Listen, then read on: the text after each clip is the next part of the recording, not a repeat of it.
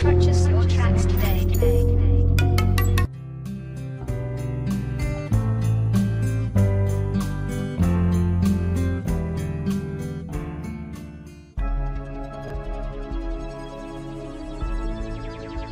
કર્મચારી વ્યવસ્થા સ્ટાફિંગ પ્રકરણ 5માં આપને મુખ્યત્વે જે બાબતોનો અભ્યાસ કરવાનો છે તે આ પ્રમાણે છે.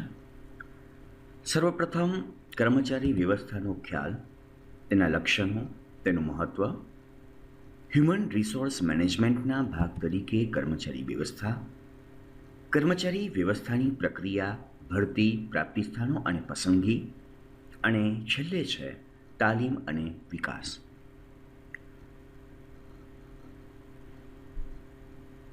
ઔદ્યોગિક ક્રાંતિ થયા પછી વિવિધ ઉદ્યોગોમાં એક બાબત સામાન્ય હતી કે ઓછા ખર્ચે કંપની વધારે નફો કેવી રીતે મેળવી શકે, અને આ માટે શરૂઆતના તબક્કે રૂલ ઓફ થમ્બ જેવા નિયમો દ્વારા કર્મચારીઓનું શોષણ કરીને વધારેમાં વધારે નફો કમાવાની વૃત્તિ કર્મચારીઓને શોષિત કરનાર માલિકોમાં પેદા થતી જોવા મળી.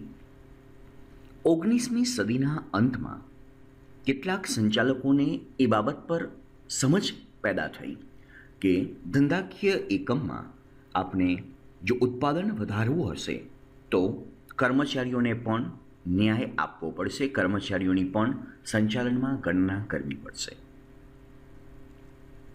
19મી સદી પછી સંચાલનમાં માનવ તત્વને મહત્ત્વ આપવાની શરૂઆત થઈ.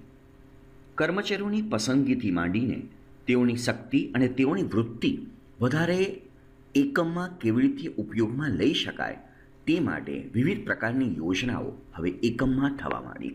અને ત્યાર પછી કર્મચારી વ્યવસ્થા કે જે કર્મચારી સાથે સંબંધ છે તેવી પ્રક્રિયા શરૂ કરવામાં આવી.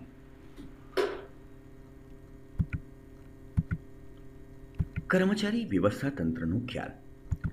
કર્મચારી વ્યવસ્થાનો સામાન્ય અર્થ થાય છે એકમ માટે જરૂરી એવા કર્મચારીઓ મેળવવા, કેળવવા અને જાળવવા. એકમ માટે જે લાયકાત પ્રમાણે જે હોદ્દા માટે જરૂરી છે એવી લાયકાત ધરાવતા કર્મચારી મેળવવા, પ્રાપ્ત કરવા. આ પ્રાપ્ત કરવા માટેની જરૂરી એવી વિધિ છે ભરતીની પ્રક્રિયા, પસંદગીની પ્રક્રિયા. અને હવે વૈજ્ઞાનિક દ્રષ્ટિથી, વૈજ્ઞાનિક પદ્ધતિથી કર્મચારીઓને મેળવવાની એક આખી પ્રક્રિયા શરૂ થાય છે. બીજું છે કેળવવા, તાલીમ. એની પાસે લાયકાત છે પણ એકમની જે ફિલોસોફી છે, એકમનું જે એન્વાયરમેન્ટ છે એને આધારે એમાં ટકી શકે, એને અનુરૂપ થાય, એમાં એડજસ્ટમેન્ટ થાય એ રીતે એને ટ્રેનિંગ આપો, કેળવો અને જાળવવા. એક સારો કર્મચારી એ કોઈ પણ ધંધાકીય એકમ હોય એના માટે એક અમૂલ્ય મિલકત છે. એ લાંબો સમય એની સેવા ધંધાકીય એકમને આપે તે ઇચ્છનીય છે. અને એ કેવી આપણે કંપની તરીકે એવા કયા કામો કરી શકીએ કે જે આપણી કંપનીમાં એ કર્મચારી, યોગ્ય કર્મચારી છે એ વધારે સમય ટકી શકે. તો એ માટે અલગ અલગ પ્રક્રિયા, કાર્યો જે કરવાના છે એ બધાનો સમાવેશ કર્મચારી વ્યવસ્થામાં થાય છે. 3 બાબતો આપણે ફરીથી ધ્યાનમાં રાખીશું: મેળવવા, કેળવવા અને જાળવવા. Placing the right person on the right job at the right time is called staffing. યોગ્ય માણસને યોગ્ય જગ્યા પર અને યોગ્ય સમયે એસ્ટાબ્લિશ કરો છો એને તમે સ્ટાફિંગ, કર્મચારી વ્યવસ્થા કહી શકો છો. બીજું એક અર્થ જોઈએ. સામાન્ય રીતે વિશાળ અર્થમાં એવું પણ કહેવામાં આવે છે કે કર્મચારી વ્યવસ્થા એટલે કર્મચારીઓની ભરતી, પસંદગી, તાલીમ, બદલી અને નિવૃત્તિ પછીના કાર્યોનો સમાવેશ થાય છે. Staffing is a consultant with the recruitment, selection, placement, trainings, growth and development of all the members of the organizations. એક બહુ વિશાળ પ્રક્રિયા છે. પસંદગી, તાલીમ એટલે મેળવવાની બાબત, તાલીમ એટલે કેળવવાની બાબત. અને એ જોબ પર કામ કરતો હોય ત્યાં સુધી બરાબર છે બદલી દ્વારા, પણ આફ્ટર રિટાયરમેન્ટ નિવૃત્તિ પછી પણ એને તમે સાચવો. અને આ પ્રક્રિયાઓનું એક આખું ગ્રુપ એ કર્મચારી વ્યવસ્થા છે. આપણે જોઈ શકીએ છીએ મેન પાવર પાડી કે ક્યારે કેટલા પ્રમાણમાં કેવા પ્રકારના કર્મચારીઓની જરૂર પડશે, વ્યક્તિની જરૂર પડશે.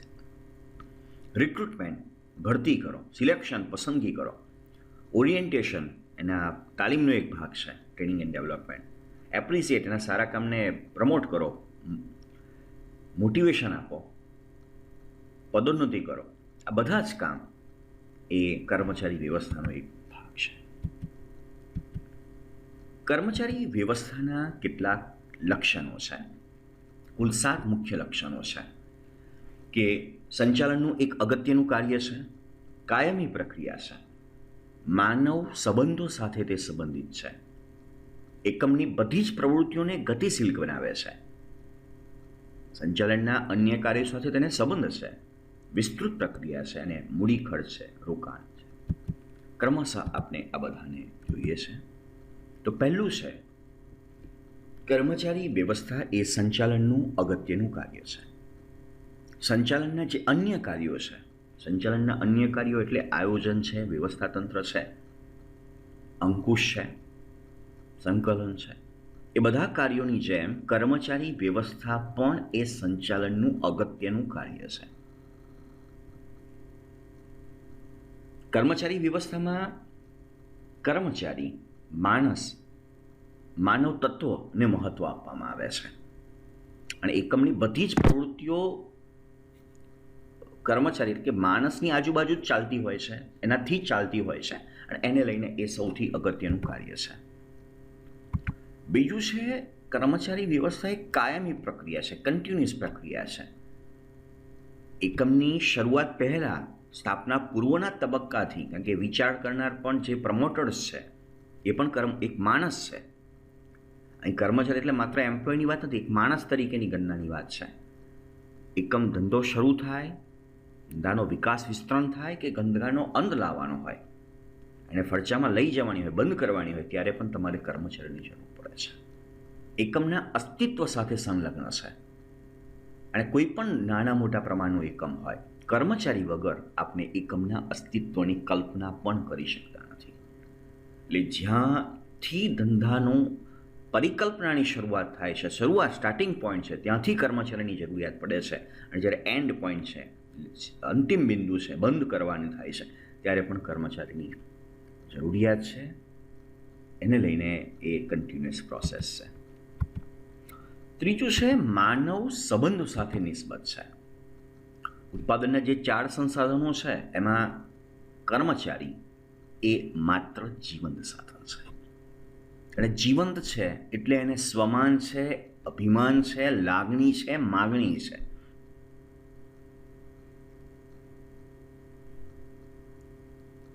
એક સાયકોલોજી, બિહેવિયર સાયન્સ છે અને એની સાથે એક મનુષ્ય તરીકે એનું વર્તન થાય એ અપેક્ષિત છે. એ જડ નથી મુખ્ય વસ્તુ. તમે યંત્ર, મશીનરી કે એ સાધનોને તમે તમારી ફાવે રીતે ઉપયોગ કરી શકો છો, ફાવે એટલા સમય સુધી ઉપયોગ કરી શકો છો, પણ કર્મચારી પાસે તમે એ નહીં કરી શકો. એની લાગણીઓને હર્ટ થાય છે, એની સંવેદનાઓને છંછેડાય છે અને એને લઈને માણસ તરીકેને તમે એને ગણો એ જરૂરી છે. અને તમે એની એ પ્રકારની લાગણીઓને સંતોષતા હો તો એ સારામાં સારું પરિણામ લાવી શકે છે. ચોથું છે ધંધાકીય એકમની જે પણ બીજી પ્રવૃત્તિઓ છે એને ગતિશીલ, એને ઇમ્પ્લિમેન્ટેશન, અમલીકરણ કરતું હોય છે. યોગ્ય કર્મચારી વ્યવસ્થા એકમની દરેક પ્રવૃત્તિઓને ગતિશીલ બનાવે છે. ધંધામાં આયોજન પ્રાથમિક તબક્કામાં પ્રથમ તબક્કો આયોજનનો છે, પેપરવર્ક થાય છે અને એના ઉપર અમલ કરવો જરૂરી છે. સપાટી કોઈ પણ હોય, પણ કામ કરનાર, કરાવનાર કર્મચારી માણસ છે, હ્યુમન બિંગ છે. એ રો મટીરિયલ ખરીદવાથી માંડીને, પ્રોડક્શનથી માંડીને, સેલિંગ્સથી માંડીને, આફ્ટર સેલ સર્વિસની જે પણ વસ્તુ છે, એકમની જે પણ પ્રક્રિયાઓ છે, યોગ્ય સમયે યોગ્ય રીતે થતી હોય છે, કારણ કે એમાં કર્મચારીઓ ઇન્વોલ્વ છે, કર્મચારીઓ યોગ્ય સક્રિયથી કામ કરે છે, એ રીતે ગતિશીલ બને છે. અને એને લઈને પણ કર્મચારી વ્યવસ્થા રિક્વાયરમેન્ટ હવે વધારે પ્રમાણમાં થતી જાય છે. પાંચમું છે સંચાલનના અન્ય જે પણ કાર્યો છે એની સાથે સંબંધ છે. સંચાલનના જે અન્ય કાર્યો છે, આયોજન, વ્યવસ્થા, દોરવણી, સંકલન, અંકુશ, એ બધાની સાથે કર્મચારી વ્યવસ્થા તંત્રનો ગાઢ સંબંધ છે. તમે આયોજન કરનાર પણ કર્મચારી છે, માણસ છે. આયોજન કરતી વખતે એ મેન્ટલી પ્લાનિંગમાં હોય છે કે કર્મચારીઓ પર એની શી અસર થશે. વ્યવસ્થામાં પણ આપણે એ ધ્યાનમાં રખાય છે કે કયા લેવલે સત્તાને જવાબદારીની સોંપણી કરતી વખતે કયા પ્રકારના કર્મચારીને કયા પ્રકારની સત્તા, જવાબદારી કે કાર્ય સોંપી શકાય. દોરવણી આપતી વખતે પણ એ જોવામાં આવે છે કે એનું લેવલ કયું છે, કોણ કોને દોરવણી આપશે. અને અંકુશમાં પણ છે કે કર્મચારીઓ પર અંકુશ ક્યારે રાખવું, કેટલા પ્રમાણમાં રાખવું. અને વિચારણો જણાતા હોય, આયોજન પ્રમાણે કામ નથી કરતા કર્મચારીઓ, તો અંકુશના ભાગરૂપે કયા સુધારાત્મક પગલાં લઈ શકાય. આમ સંચાલનના જે પણ કાર્યો છે એ બધા જ કાર્યો સાથે પ્રત્યક્ષ રીતે કર્મચારી વ્યવસ્થા તંત્ર જોડાયેલું છે. છઠ્ઠું છે કર્મચારી વ્યવસ્થા તંત્ર એક વિસ્તૃત પ્રક્રિયા છે. કર્મચારી વ્યવસ્થા તંત્ર એ માત્ર કર્મચારીની કલ્યાણની પ્રવૃત્તિ નથી, એને જરૂરી એવા ફાઇનાન્શિયલ સપોર્ટિંગ સિસ્ટમ તૈયાર કરો એટલે પૂરું થાય નહીં. ફરી પાછું આવીએ છે મેળવવા, કેળવવા અને જાળવવા, અને તેનો વિકાસ પણ કરો, અને કેરિયરનો વિકાસ કરો, એની જ્ઞાનનો વિકાસ થાય. એ બધી બાબતો કર્મચારી વ્યવસ્થા તંત્રમાં જરૂરી છે. HRMથી માંડીને HRD, human resource management and human resource ડેવલપમેન્ટના કોન્સેપ્ટ એ કર્મચારી વ્યવસ્થા તંત્રના ભાગ તરીકે જોવામાં આવે છે.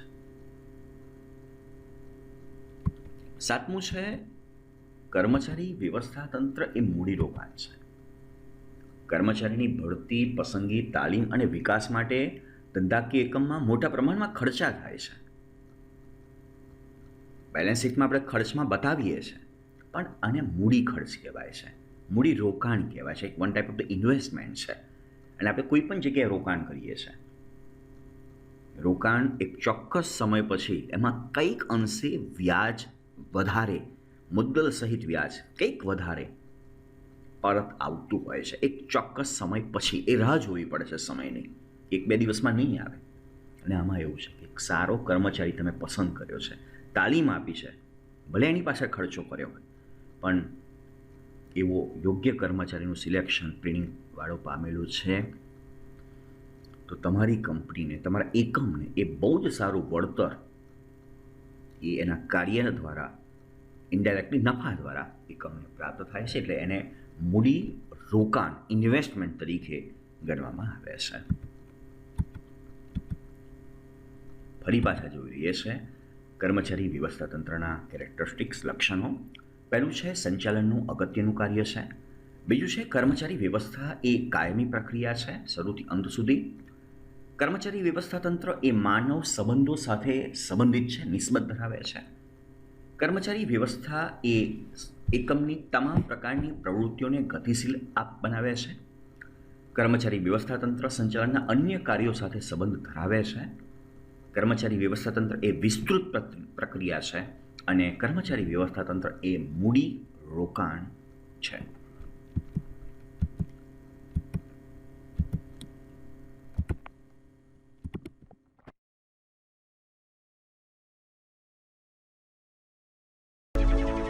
Hey there. Subscribe to my channel and also press this bell icon so you can get latest video notifications. And this is absolutely free.